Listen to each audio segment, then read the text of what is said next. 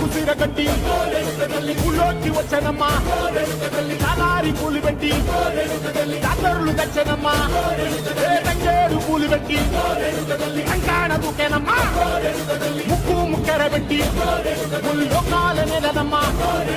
ముంగార చూడంగా మున్నూరు కన్నులమ్మా ఎదుగాల చూడంగా ఏనూరు కన్నులమ్మా సాధు శిస్తులంతా సాగిల పడ్డరమ్మా మహారాజు రాజులంతా మొగారిల్లిరమ్మా కోరిక కోరంగా